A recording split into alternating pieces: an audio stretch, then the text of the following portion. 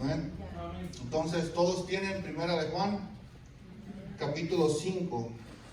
Vamos a empezar ahí, versos del 1 al 5. Y se lee la palabra en nombre del Padre, del Hijo y del Espíritu Santo. Todo aquel que cree que Jesús es el Cristo es nacido de Dios. Vea cómo empieza diciendo todo aquel. No está diciendo que todo el mundo, ni todos son hijos o nacidos de Dios. Y todo aquel que ama al que engendró, ama también al que ha sido engendrado por él. ¿Cuántos han nacido de Dios aquí en esta noche? Uy, muy poquitos. Eso se dice con gozo y con seguridad, hermano. Y dice ahí que el que es nacido de Dios ama al que engendró. ¿Quién es el que nos engendró?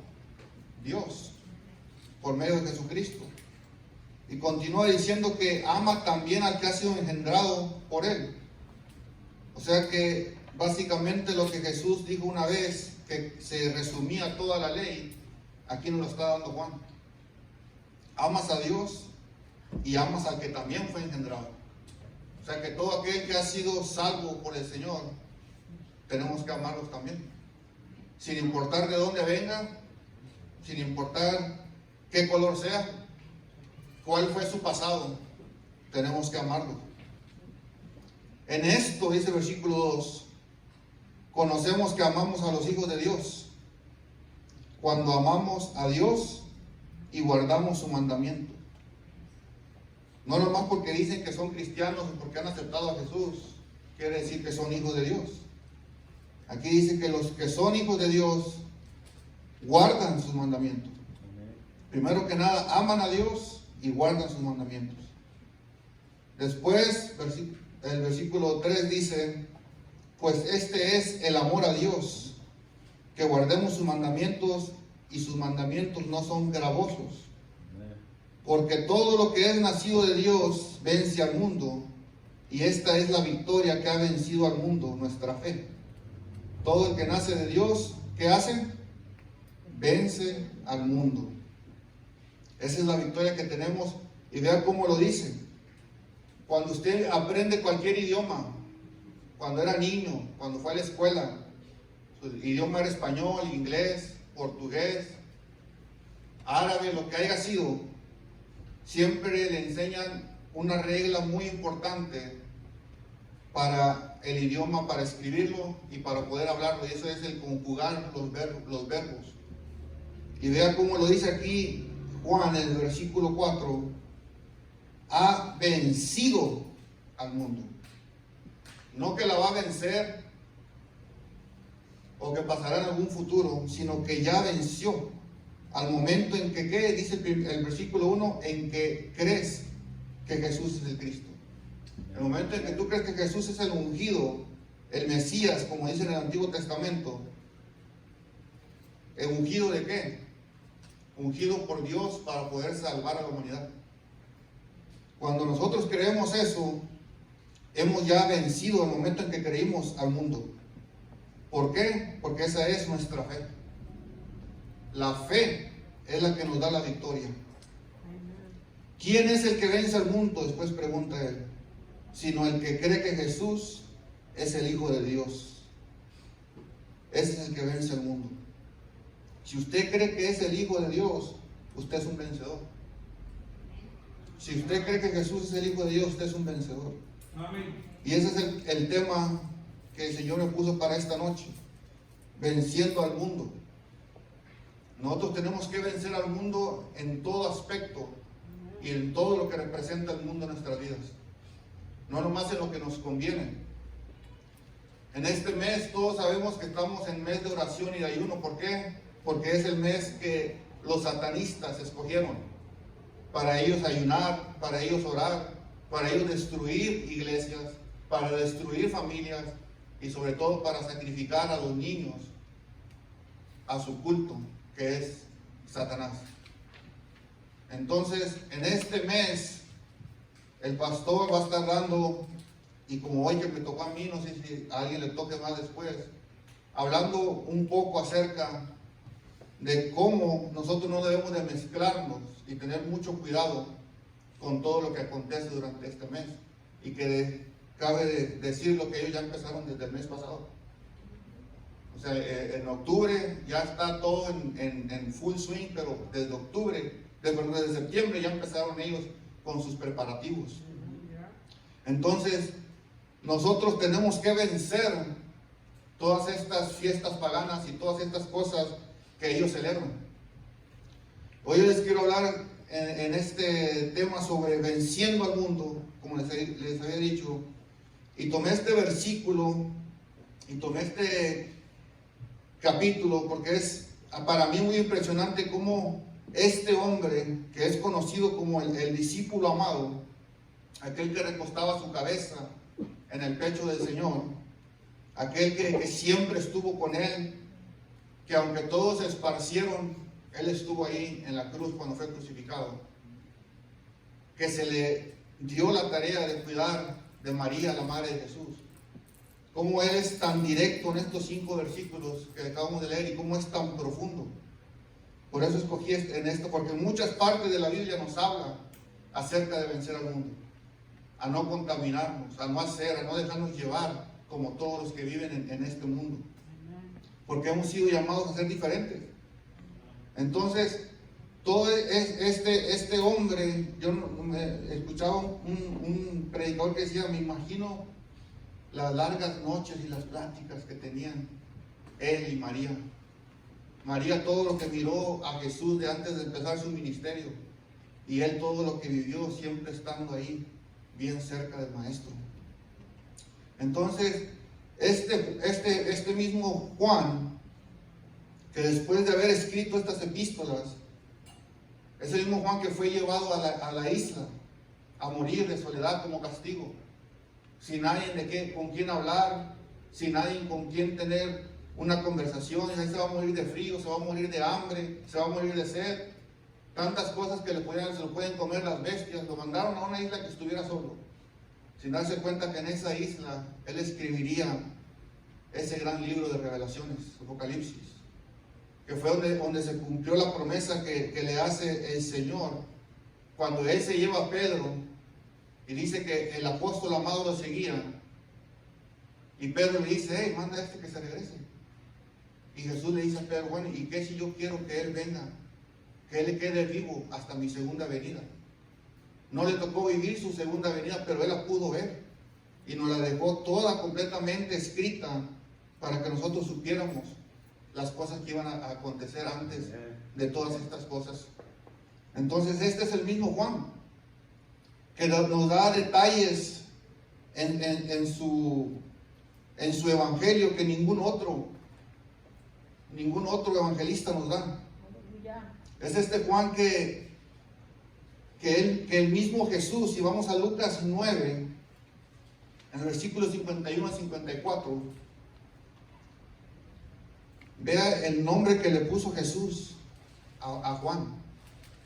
Dice, cuando se cumplió el tiempo en que él había de ser recibido arriba, afirmó su rostro para ir a Jerusalén, y envió mensajeros delante de él, los cuales fueron y entraron en una aldea de los samaritanos para hacerle preparativos. Mas no le recibieron porque su aspecto era como de ir a Jerusalén. Viendo esto, sus discípulos Jacobo y Juan dijeron, Señor, ¿quieres que mandemos que descienda fuego del cielo como hizo Elías y los consuma? Por este incidente se les puso el nombre de los hijos del trueno, por su agresividad.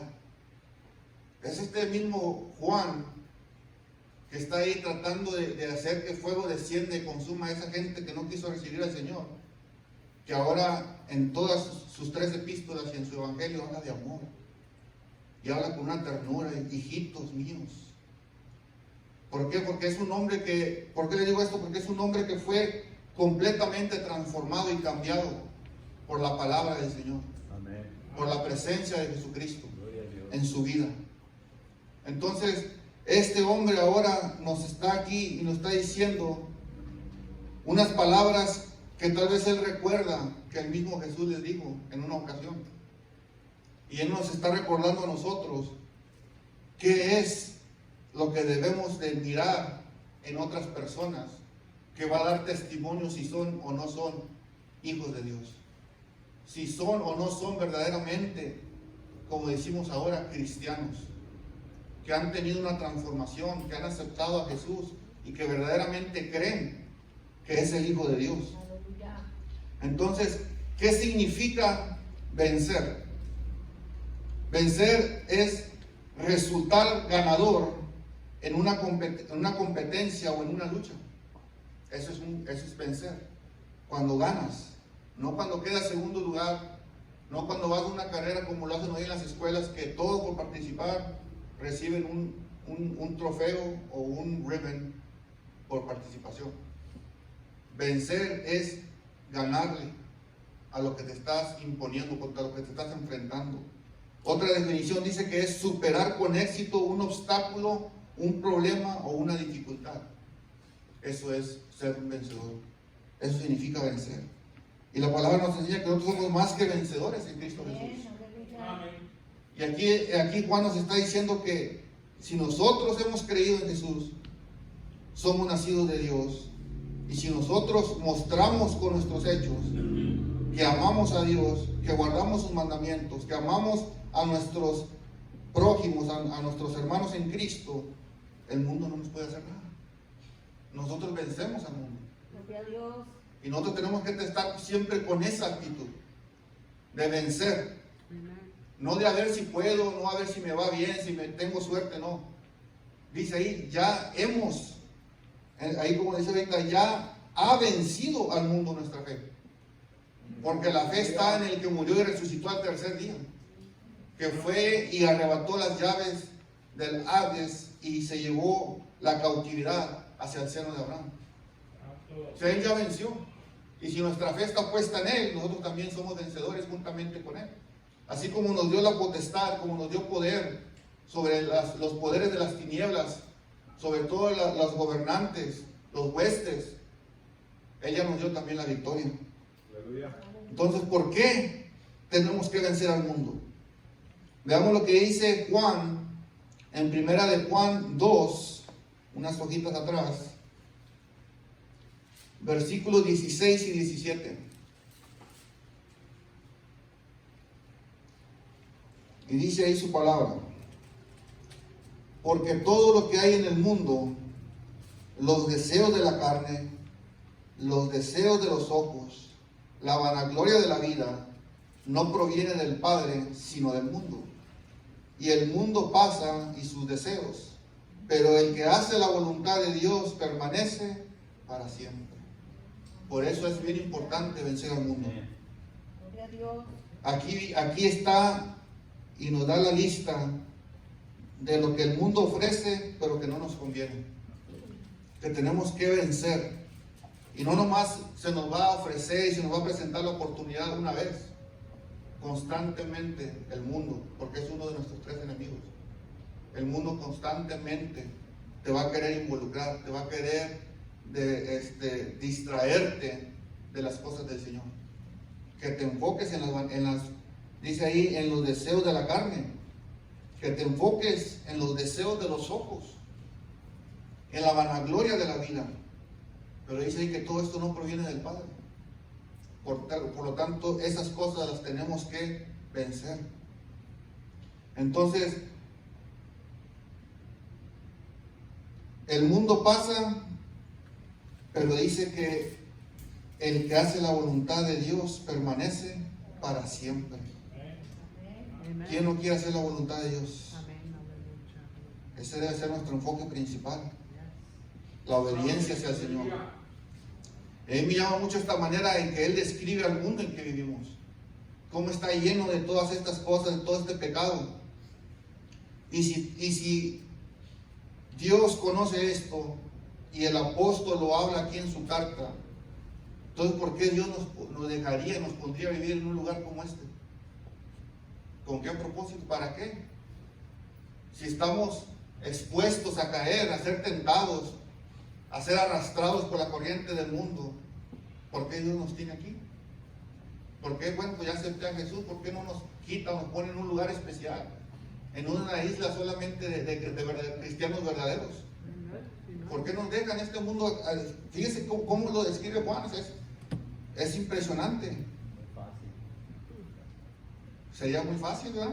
Si en sí la salvación el Señor nos las puso bien fácil. Pero Él nos deja en un mundo que estemos aquí.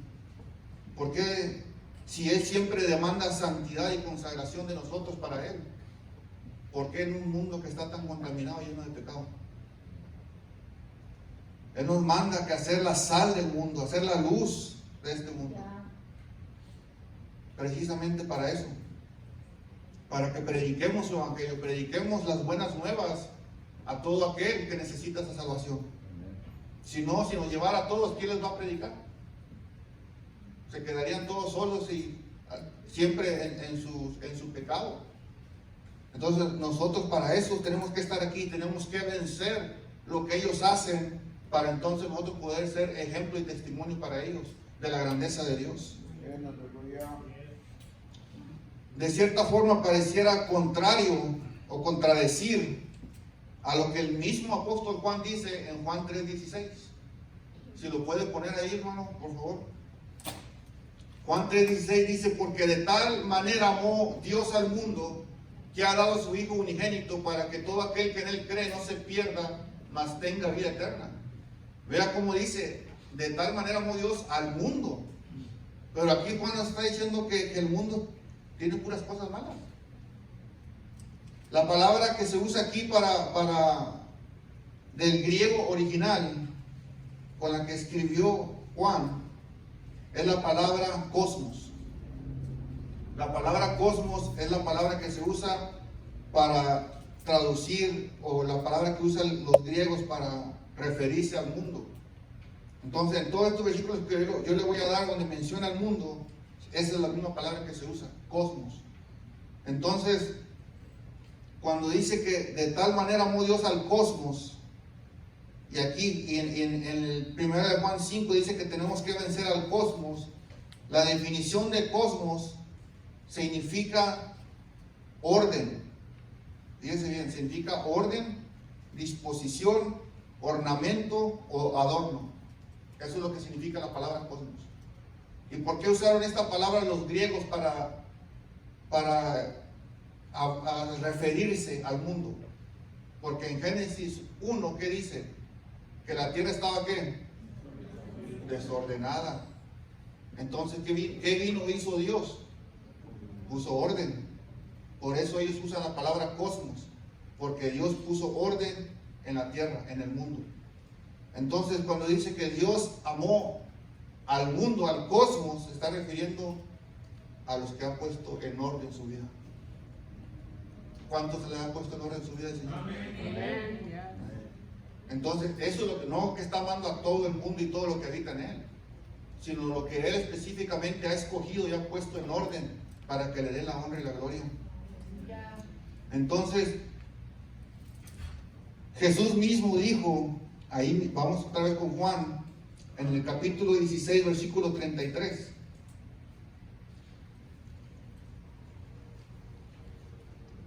Estas cosas os he hablado para que en mí tengáis paz. En el mundo tendréis aflicción, pero confiad, yo he vencido al mundo. Si el mundo fuera tan bueno y el Señor amara tanto el mundo, ¿por qué lo tenía que vencer? El mundo y la gente se rebeló en contra de lo que el Señor estableció. Cada quien quiere hacer lo que quiere, sus mentes están completamente depravadas, no encuentran satisfacción en lo que el Señor, tal y como lo creó, lo que Él prohíbe y lo que no permite hacer, pero ellos lo quieren seguir haciendo, quieren seguir constantemente en lo mismo. Entonces, por eso en el primer versículo que leímos, Juan dice todo aquel que cree. Por eso ahí no dice todo el mundo, como lo dijo en Juan 3:16. Aquí ya está siendo más específico, todo el que cree.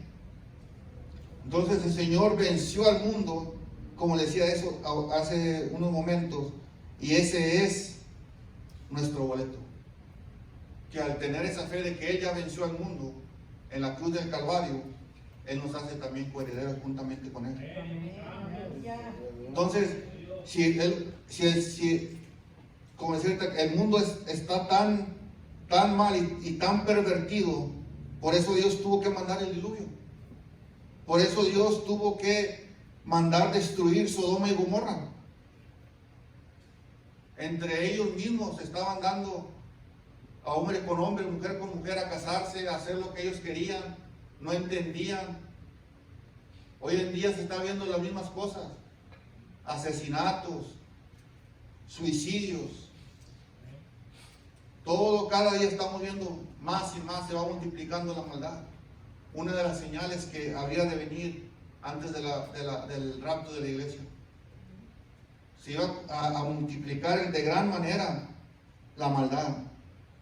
Entonces el Señor mandó el diluvio, destruyó Sodoma y Gomorra por el pecado de la maldad y en la satisfacción que le estaban dando a la carne, porque eso es lo que es, satisfacer la carne. Hoy estoy con una mujer, mañana con otra, pasado con otra, después con otra, y allá no satisfacerme, pues entonces busco algo más.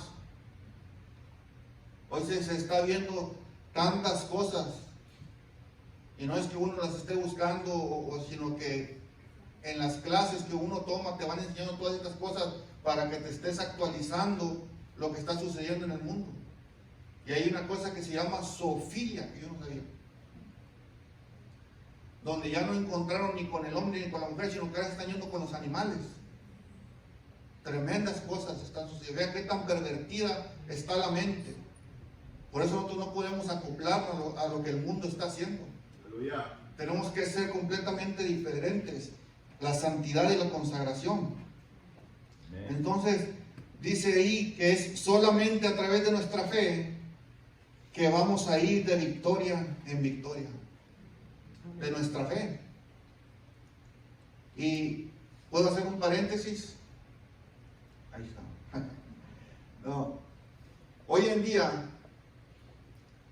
todos los llamados profetas y apóstoles que se están levantando por todos lados hablan de la victoria en victoria como que es algo muy fácil. La victoria viene y es un producto del trabajo y del esfuerzo. Hoy en día ellos le llaman a victoria estar sentado en un escritorio, de estar recibiendo nomás un sueldo, cobrando por ir a predicar. Nunca salen a las calles, nunca van a los hospitales, nunca van a los lugares donde están cayendo los terremotos, las inundaciones, las guerras.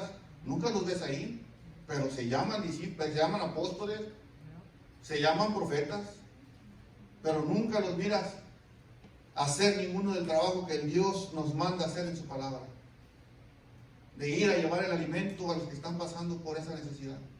Tienen jet privados, tienen mansiones, pero no tienen una hora para ir a visitar a esa gente que está en necesidad de la palabra de Dios, de la necesidad, que le muestren amor, que le den un abrazo, que le den una simple ofrenda, y ni siquiera tiene que ser dinero, con un case de agua, con una bolsa de comida para sus hijos, que puedan ver como espejos, que miren la gloria de Dios reflejada en nuestra vida. Para eso no tienen tiempo, pero ellos van de victoria en victoria siempre, todo el tiempo, porque solamente lo tienen que declarar. Aleluya. Esta victoria que está hablando aquí es una victoria que es basada en fe, en obedecer la palabra de Dios, en salir donde sabemos que las cosas van a estar difíciles, pero que ahí Dios va a manifestar su poder y su gloria, y va a tocar a esa gente que está en necesidad, que porque perdieron todo pensaron que en suicidarse, no solamente ellos sino a sus propios hijos, y ahí llega la palabra que necesitaban. Ahí llega una persona que muestra el amor del que tanto hablan muchos, pero que nadie lo muestra. Ahí está la victoria. Ahí es donde se refleja esta victoria de la que está hablando Juan. Él fue metido en aceite hirviendo. Lo querían quemar, lo querían consumir vivo. Sobrevivió, fue expulsado, como le decía, a la isla. Él sabe de lo que está hablando. Él sabe lo que es ir de victoria en victoria, aunque te hayan dejado por muerte. Pero hoy en día, toda esta gente quiere que la victoria es cuando una persona o una familia llega a la iglesia y dicen que Dios se los envió y nunca salen a predicar la palabra del Señor. En el verso 1 dice que el que cree en Jesucristo.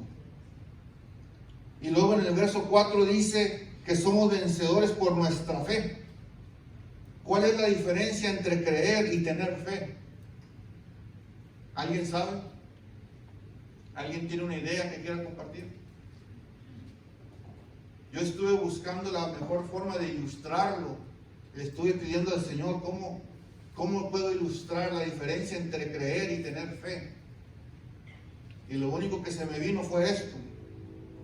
¿Nadie quiere compartir? Lo único que se me vino fue esto. ¿Cuántos de ustedes han tenido o han visto $1 millón en sus manos? Que puedan tener todo el dinero ahí, que lo puedan contar, que puedan ver cuántos billetes son. Yo pienso que ninguno de nosotros. Pero eso no quiere decir que el $1 millón no existe. Yo creo que el $1 millón existe. Me gustaría tener $1 millón.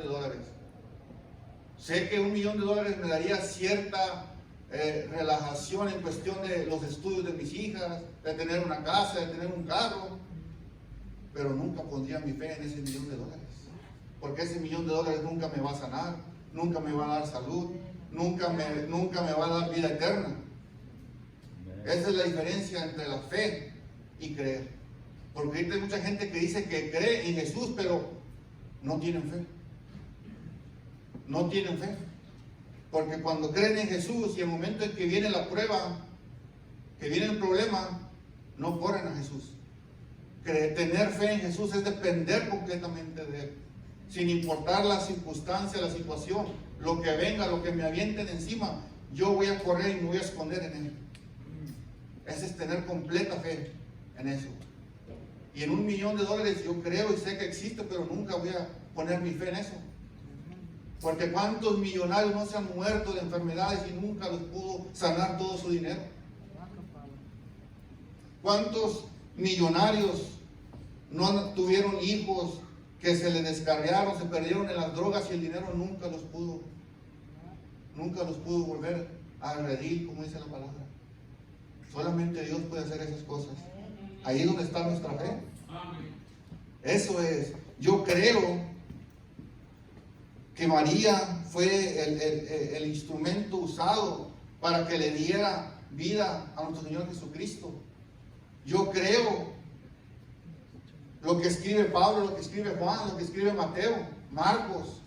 Creo que fueron apóstoles y discípulos de Dios que los usó grandemente, pero mi fe no está en ellos. Ellos no pueden hacer nada por mí, solamente Jesucristo. Por eso él dice ahí, no el que cree en esta palabra, el que cree en Jesús. Y no como profeta, sino como el Cristo, como el ungido, el que había de venir, el que se profetizó, el que toda la ley y todo el Antiguo Testamento apunta hacia Él, porque no hay forma de encontrar salvación si no es a través de Jesucristo. Aleluya. Esa es la diferencia. Creemos en todos estos personajes que nos habla la Biblia, pero nuestra fe nunca está puesta en ellos. Solamente en Cristo, solamente en Él, dice el Corinto. Primera de Corintios 12 nos dice que la fe solamente es un don de Dios. En 1 Corintios 12, versículos 8 y 9, dice ahí, porque a este es dada por el Espíritu palabra de sabiduría, a otro palabra de ciencia según el mismo Espíritu, a otro fe por el mismo Espíritu, a otro dones de sanidades por el mismo Espíritu. Pero vea cómo en la fe es un don. ¿Y quién da los dones? ¿Quién da los dones? El Espíritu Santo. Y Él da como a Él le place y como Él ve conveniente. Él es el que da los dones. Entonces, la única forma en que nosotros podemos tener esta fe vencedora, esta fe que nos da la victoria, Es a través del Espíritu Santo. La otra parte que nos habla de dónde viene la fe es en Gálatas 5:22. Y ahí nos dice que el fruto del Espíritu es amor, gozo, paz, paciencia, benignidad, bondad, fe.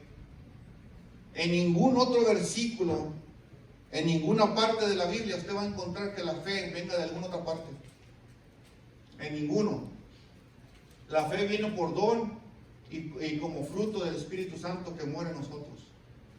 Esa es la fe que nos va a dar la victoria. Esa es la fe que nos va a ayudar a vencer el mundo. Solamente conociendo a Jesús, habiendo aceptado a Jesús, van a venir el don y el fruto de la fe. Por eso en Deuteronomio 18, versos del 9 al 12, vea lo que dice. Cuando entres a la tierra que Jehová tu Dios te da, no aprenderás a hacer según las abominaciones de aquellas naciones. No se ha hallado en ti quien haga pasar a su hijo o a su hija por el fuego, ni quien practique adivinación, ni agorero, ni sortilejo, ni hechicero, ni encantador, ni adivino, ni mago, ni quien consulte a los muertos. Si me pones el verso, sí, porque es abominación para con Jehová cualquiera que hace estas cosas, y estas abominaciones Jehová tu Dios echa a estas naciones de delante de ti. Si lo puedes poner el versículo 9 otra vez, por favor. Aquí hay un punto muy importante. Dice que cuando entres a la tierra que Jehová tu Dios te da, no aprenderás a hacer según las abominaciones. O sea, todo lo que practica el mundo, todas sus festividades, todas sus celebraciones, no podemos aprender a hacerlo. Muchos lo aprendimos como yo. El Señor me vino transformando, tocando mi corazón hasta los 30 años. Entonces yo por 30 años aprendí a practicar estas cosas. Por 30 años era lo que yo sabía. No sabía nada del Evangelio. Entonces, hay mucha gente que las practica, como vamos a ver en el versículo 22 y 23 de Levíticos 20. Ahí nos da otra palabra diferente. Dice, guardad pues todos mis estatutos y todas mis ordenanzas y ponerlos por obra, no sea que os vomite la tierra en la cual yo os introduzco para que habitéis en ella. Y no andéis en las prácticas de las naciones. Esa es la otra palabra, prácticas. O sea, ve, ahí no dice que lo que hacen, lo hacen por fe o porque creen en esos dioses o porque creen en los adivinos y tienen fe que van a tener. Lo hacen por práctica. Lo hacen por práctica. Yo meditaba en mi vida personal, reflexionaba y estoy completamente de acuerdo.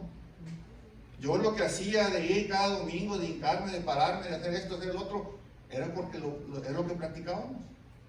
No lo hacía con amor, no lo hacía por gusto, lo hacía porque pues eso es lo que me enseñaron, lo practica, se vuelve una práctica. Otra palabra es que se vuelve rutina.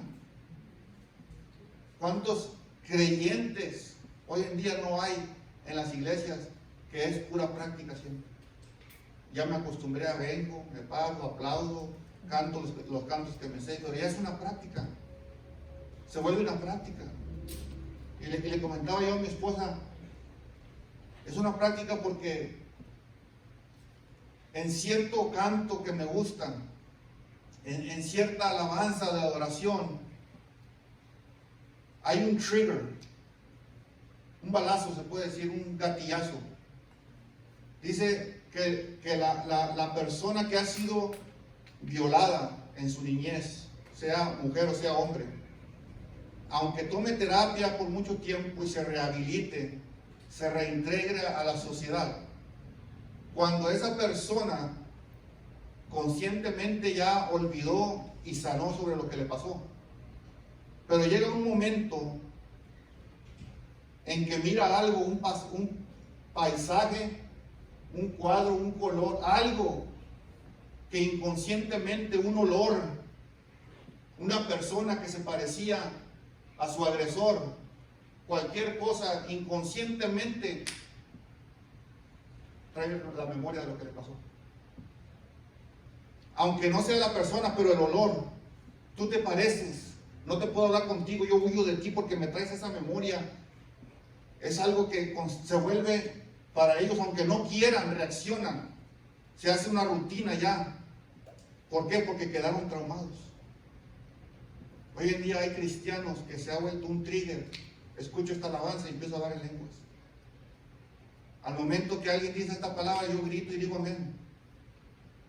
Se ha vuelto una práctica. El Señor dice que tiene que haber alabanza nueva en nuestra boca diariamente. No podemos estar repitiendo siempre lo mismo. No podemos hacer oraciones repetitivas. Tenemos que orar de lo que el Espíritu Santo nos está mostrando, lo que sale de nuestro corazón constantemente. Por eso dice que tenemos que contar las maravillas que hace el Señor cada día. No nomás las de ayer y las de antier, sí son testimonios, pero cada día sus bendiciones son nuevas. No podemos hacer lo que se haga rutina, que se haga una práctica simple y sencillamente de venir, me siento, me paro, canto, doy mi diezmo, mi ofrenda y me despido. No, tiene que ser algo que sale del corazón, algo que sale con agradecimiento. Muy directo.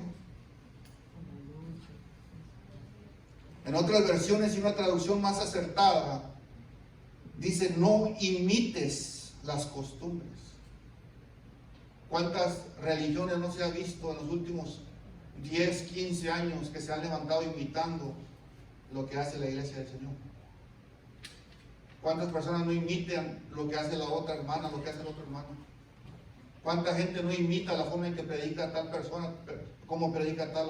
¿Por qué? Porque eso le trajo a ellos bendición y les ha traído, yo quiero eso, entonces los voy a imitar.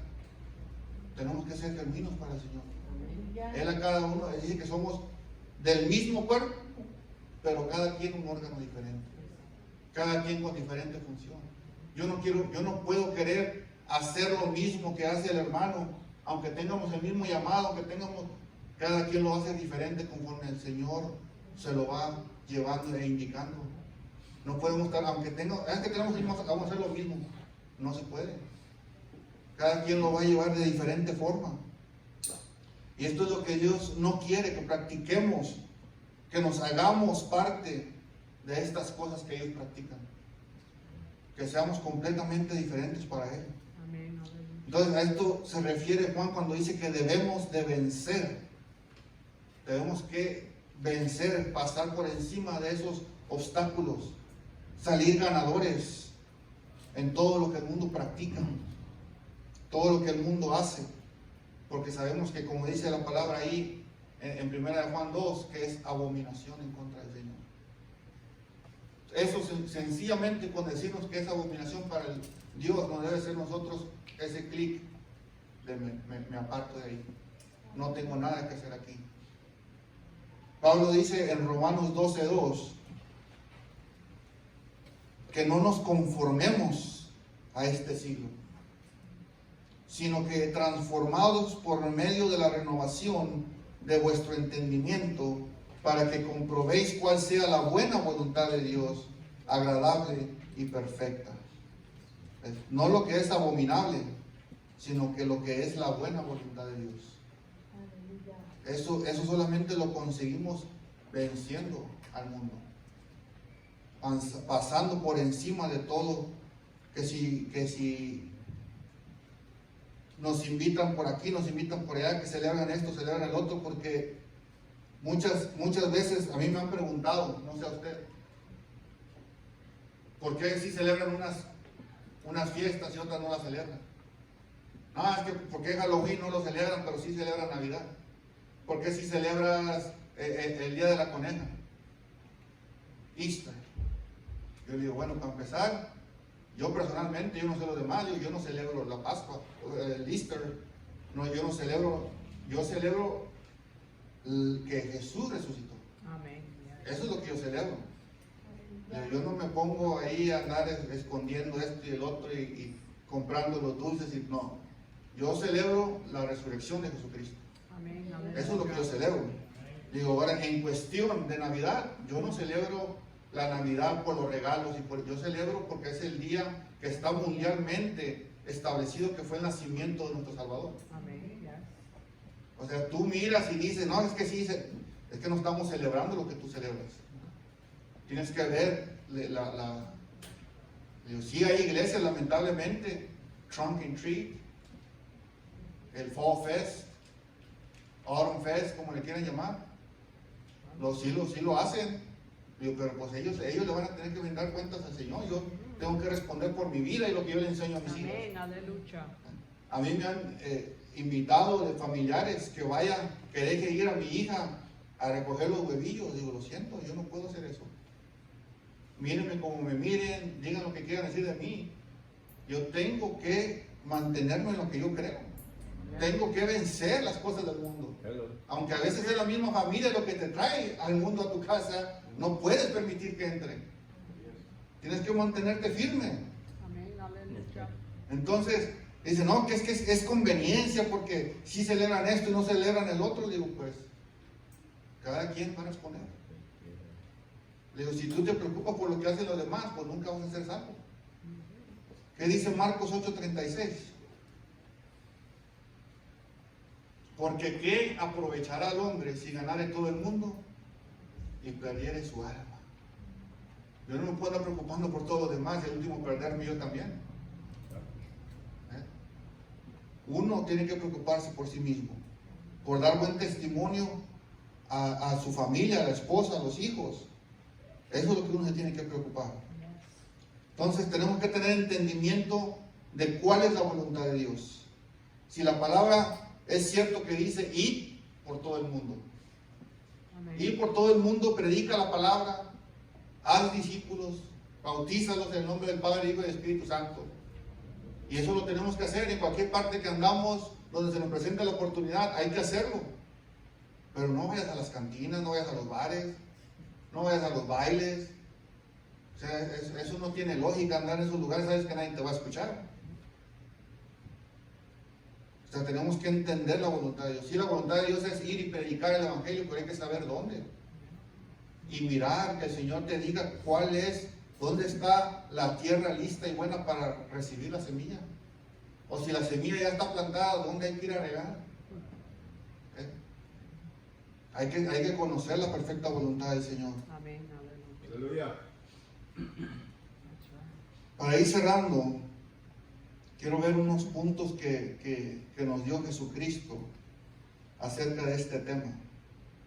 Y vamos a ir a Lucas, al Evangelio de Lucas en el capítulo 17, versos del 1 al 4. Y vean, aquí está Jesús hablando a sus discípulos. Imposible es que no vengan tropiezos. ¿Por qué no dejo aquí? Si van a venir tropiezos, van a venir tentaciones, es imposible que no vengan. Mas hay de aquel por quien vienen.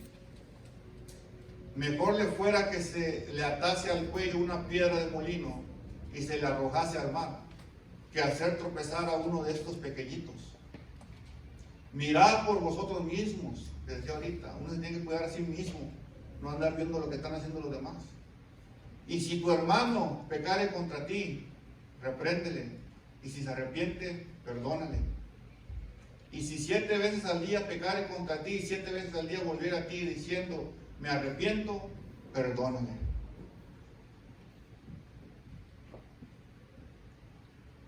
Vea lo que dice en el siguiente versículo. Si lo tienen.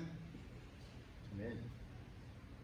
Así también vosotros, cuando hayáis hecho todo lo que os ha sido ordenado, decir, siervos inútiles somos, pues lo que debíamos hacer, hicimos. Eso es en 17:10. En el 17:10 podemos ver el primer punto, que es servir y ser humilde. ¿Cómo nosotros vamos a vencer al mundo? Pues mantenernos en servicio con humildad al Señor. Tal vez se escuche muy fuerte lo que Jesús le está diciendo a los discípulos, pero nosotros tenemos que entender que como siervos de Dios somos siervos. Él es el que ordena, Él es el dueño, Él es el amo. Entonces nosotros estamos para hacer lo que Él ordena, y cuando lo hacemos no es para exaltarnos, sino para que Él sea glorificado. Entonces, cuando hacemos algo, digamos, orar por una persona y la persona sana, no debemos de exaltarnos, ni decir, ah, qué tremenda cosa hice. Porque si oramos por la persona y sanó, es porque Él nos dio el don y el Espíritu Santo para hacerlo. Entonces, Él dice ahí, no nos exaltemos. No digan que si solamente estamos haciendo lo que Él nos ha ordenado. En el capítulo 17, ahí donde estamos, en el versículo 5, es el que quería llegar. Después de que Jesús les dijo de que era imposible que vinieran todas estas cosas, de tener tropiezos, en el versículo 5, los apóstoles le dijeron al Señor, aumentanos la fe. Ese era el primer paso. Aumentanos la fe. Tenemos que tener fe. Porque, ¿por qué los discípulos pidieron que les aumentara la fe y no el amor? Si ahí Jesús les está hablando de que si alguien peca contra ti, si alguien te ofende, ¿qué se necesita para perdonar? Uno pues diría amor. Pero ¿por qué los discípulos les dicen aumentanos la fe? Como decíamos ahorita, la fe es la que nos da la victoria. Vea lo que dice Santiago 1, del 3 al 5. Sabiendo que la prueba de vuestra fe produce ¿qué? Paciencia. Mas tenga la paciencia su obra completa para que seáis perfectos y cabales, sin que os falte cosa alguna. Y si alguno de vosotros tiene falta de sabiduría, pídala a Dios, el cual da a todos abundantemente y sin reproche, y les será dada. ¿Por qué fe? La fe produce paciencia. Dice la palabra que tenemos que ser pacientes los unos con los otros. Sin paciencia es difícil que tú puedas soportar el insulto o la agresión de tu hermano. Nosotros tenemos que ser pacientes con los que van empezando. Pacientes con los que ya no tienen tanta fuerza para hacer las cosas. De ahí de la paciencia, de la prueba, ¿qué produce? El amor. Por eso ellos dicen, pues, para nosotros poder hacer esto, pues aumenta nuestra fe. Fe de saber que la venganza está en el Señor y no en nosotros. Fe de creer completamente que si ahorita fallaron, se cayeron, lo vemos pecando, si el Señor tiene propósito con ellos, el Señor los va a restaurar.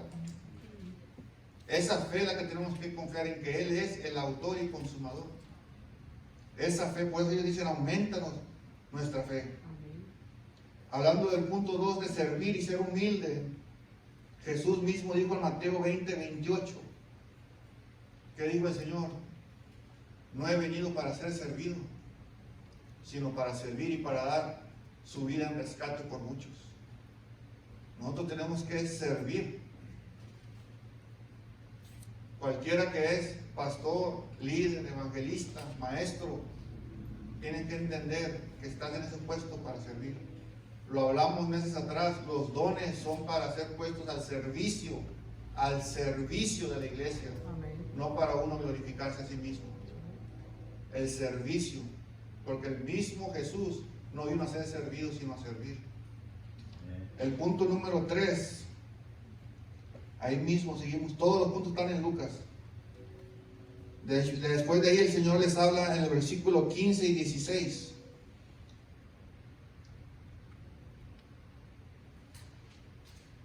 Entonces uno de ellos, viendo que había sido sanado, está hablando de los leprosos que el Señor sanó, volvió glorificando a Dios a gran voz y se postró rostro en tierra a sus pies dándole gracias, y este era samaritano.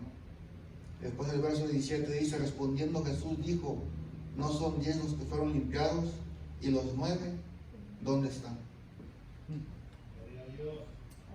Ser agradecidos, tener gratitud con el Señor.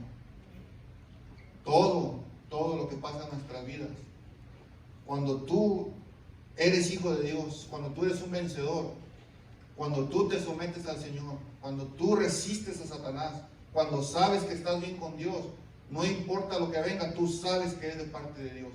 Por muy difícil que se mire, por muy difícil que sea de entenderlo y que parezca que no, solamente Dios te puede tocar en ese momento. Y aun si Satanás viene y te sacude, es porque Dios lo permitió, como lo hizo con Pedro.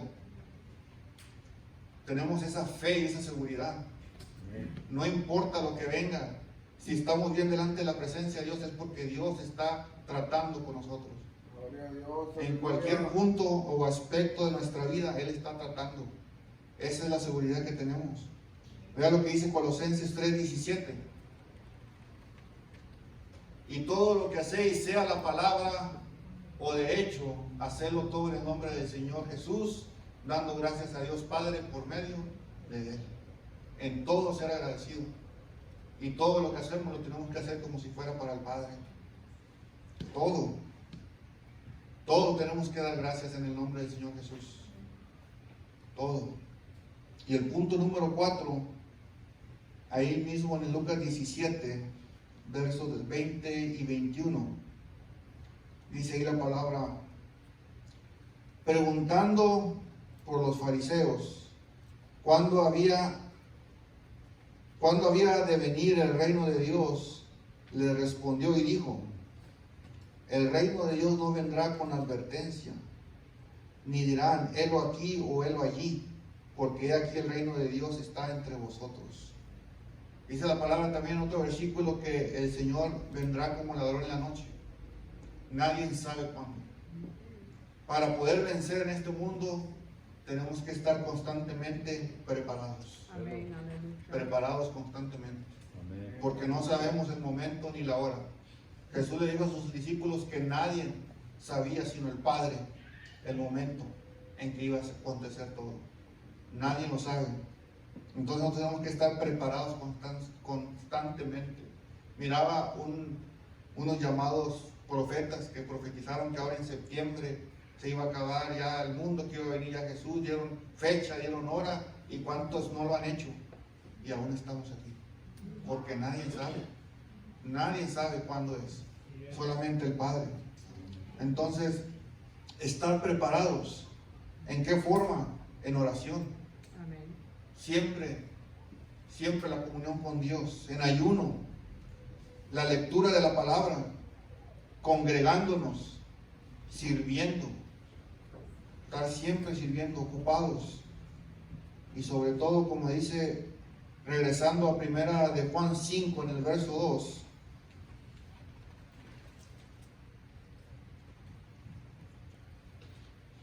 cuando amamos, sabemos que amamos, que somos hijos de Dios, cuando amamos a Dios y guardamos sus mandamientos. La obediencia. Lo decía anteriormente, hacer lo que Dios nos manda. No andar haciendo lo que creemos que debemos de hacer y después nos meten más problemas que bendición. Obediencia, ¿qué es lo que quiere Dios? ¿Qué está pidiendo Dios de mí? Vamos a ponernos de pie, hermanos. Vamos a orar al Señor. Vamos a pedirle que Él nos fortalezca, nos aumente la fe, como dijeron los discípulos, para estar preparados, para estar siempre agradecidos, para estar sirviendo, para ser humildes. Aumenta, Señor, nuestra fe, dijeron los discípulos. Padre Santo, en esta noche venimos delante de tu presencia, Señor, agradeciendo, Padre Celestial, esta oportunidad que tú nos has dado de estar aquí en tu casa de oración. Gracias por tu palabra, por el consejo, Señor. Ayúdanos, Padre Celestial, especialmente en este mes, Padre Santo, pero también siempre, Padre Celestial, a estar, Señor, preparados para poder ser vencedores, Señor, a estar vigilantes, a estar guardando la vida de nuestros hijos, de nuestras hijas, de nuestros familiares, de nuestros hermanos en Cristo, Señor, de tener ese amor, Padre Santo, como tú mandas, Señor, ya que es, Padre Celestial, un fruto, Señor. Por tus frutos los conoceréis. En esto conocerán que son mis discípulos, en que se aman los unos a los otros, dijiste tú, Señor. Padre Santo, yo te pido, Padre Santo, en esta noche, Señor, que, Padre Celestial, esta palabra, Señor, quede guardada en nuestro corazón, Padre. Que nos ayudes, Padre Santo, a ser hacedores, Señor, y no solo oidores de tu palabra, Padre bendito. que en cualquier parte, Señor, que nos toque estar, sea trabajando, sea conviviendo, Señor, sea de compras, Padre Celestial, que nos permitas tú, Señor, sobrepasar todas las cosas que el mundo ofrece, Señor, todas sus concupiscencias, Padre, todos sus deseos de la carne, Padre bendito, sobre todo, Señor, en este mes, Señor, que el enemigo se quiere levantar, Padre Santo, y devorar, porque él anda tal como león rugiente, buscando a quien devorar, a quien vencer, a quien derrotar, para después él venir y reírse y estar ahí constantemente, Señor, acusándolo delante de todos, Padre bendito. Que nos ayude, Señor, a estar preparados, a orar, a ayunar en este mes, Padre Santo, por cada iglesia, Señor, por los que están débiles en la fe, Padre Santo, a hacer esa mano, Señor, que les ayude a mantenerse firmes de pie, Señor, en tu presencia, Padre Celestial. Señor, en el nombre de Cristo Jesús, Padre eterno, te doy la honra y la gloria, Padre Santo, y a ti sea, Señor, todo el honor, Padre bendito. Amén. Aleluya. Dios les bendiga, hermanos. Amén. Aleluya.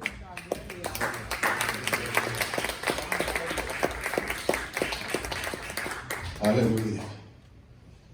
Gloria al Señor. Tremendo, ¿verdad? La palabra del Señor siempre, gloria al Señor, tiene el consejo apropiado para cada uno de nosotros. Amén. Me da gusto, gloria al Señor, ¿verdad? Lo que el Señor ha estado haciendo y sigo animándolos para que permanezcan, hermanos, en el compromiso que tenemos todo este mes del ayuno y la oración. Amén. Vamos a seguir permaneciendo en ello. Vamos a seguir peleando la batalla, hermano, hasta llegar a la meta que nos hemos propuesto en el corazón. Amén. Vamos, hermano, en esta tarde vamos a cambiar el orden del servicio. Vamos a colectar, hermano, los diezmos y las ofrendas y después seremos, hermanos, despedidos. No olvidando, hermano, que el día viernes tenemos oración a las 8 de la tarde. Véngase a orar. Necesitamos, hermano, de su presencia aquí. El sábado, hermano, ¿verdad? El ayuno está de las 6 de la mañana a mediodía, proclamado o destinado aquí en la iglesia, hermano, para que usted venga, gloria al Señor, a ayunar. Amén. Véngase a ayunar este sábado y luego ya el domingo, pues el domingo tenemos nuestro servicio evangelístico a las 10 de la mañana. Amén. Vamos a dar gracias al Señor. Padre, en el nombre maravilloso de Jesús, Señor, tu Hijo amado, ante tu presencia, mi Dios, estamos en este momento, agradeciendo, Señor, lo bueno y lo maravilloso, Padre, que tú eres. Gracias, Dios, Señor, por la bendición, Padre, que has dado a nuestras vidas hoy en este día, el poder estar en tu casa de oración. Ahora, Señor, traemos delante de ti, Señor, nuestro diezmo, nuestra ofrenda. Te pedimos, Dios mío, Señor, que la bendigas, la multipliques, que sea usada, Dios mío, Señor, en la proclamación de tu palabra. Bendice, Dios mío, Señor, al dador alegre, como también la vida de aquel hermano que quiere hacerlo, pero no puede. Dios mío, Señor, que tú derrames bendición sobre su vida para que todos juntos participemos, Dios mío, de esta bendición. En el nombre maravilloso de Jesús te damos gracias. Amén. Gloria al Señor. Así que no se olvide, hermano, el viernes, gloria al Señor, la oración, el sábado el ayuno y el domingo nuestro servicio, hermano, nuevamente aquí en la casa del Señor, y sigamos adelante. Amén. Cualquier cosa que usted necesite, pues usted conoce nuestro número de teléfono, llámenos, estamos ahí con usted. Amén. Así que vamos a orar, hermano, vamos a ser despedidos y dándole gracias al Señor, ¿verdad? Porque Él ha sido bueno con nosotros. Hermano Ángel, despídenos en palabra de oración. Padre Celestial, Señor, te damos gracias, Señor Jesús, Señor. Esta noche, Señor Dios Santo, Señor, dice, Señor, tu palabra, Señor Dios Santo, Señor, danos la habilidad, Señor. Gloria a Dios de vencer, Señor Dios Santo, Señor, las tentaciones, Señor, que trae el mundo, Señor, Padre mío, Señor. Gloria a Dios, Señor, ayúdanos, Señor, Padre. Gloria a Dios, está listo, Señor. Gloria a Dios, Señor, para esa venida, Señor Dios Santo, siempre para hablar de tu palabra, Señor. Aquel, Señor, que no te conoce, Señor Padre Celestial, Señor, como un día, Señor, nos hablaba a nosotros. Gracias, Señor Padre Celestial, Señor, por este servicio, Señor, con el convivir, Señor Padre. Gloria a Dios, Señor, gracias por la palabra, por los cantos, Señor Dios Santo, Señor Dios mío, que día tras día, Señor, nuestro corazón, Señor, arda, Señor, por estar en tu casa, Señor, para oír tu palabra, Señor, y que también pongamos, Señor, tu palabra en práctica, Señor Padre Celestial, para que podamos vencer, Señor, tus santos, Señor. Bendice, Señor, aquellos, Señor, que no vinieron, Señor Padre. Oramos por los enfermos, Señor Padre, también, Padre. Gloria a Dios, Señor, en el nombre de Jesucristo, Señor. Salimos de este lugar, Señor, pero no de tu presencia. Guárdanos, Señor. Cuídanos, Señor Padre Celestial. En Cristo Jesús, Señor, te pedimos estas cosas. Amén. Dios le bendiga, hermanos. Salve en el amor del Señor.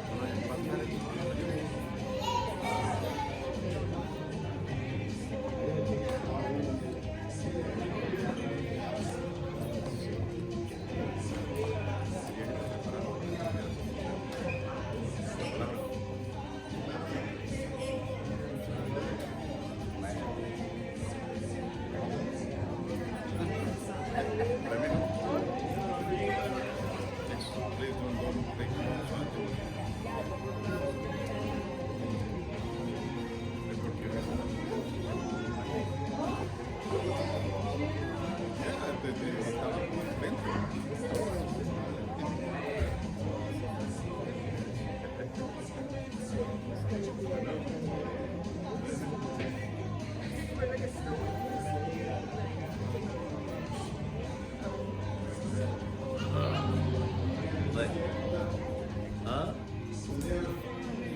What happened?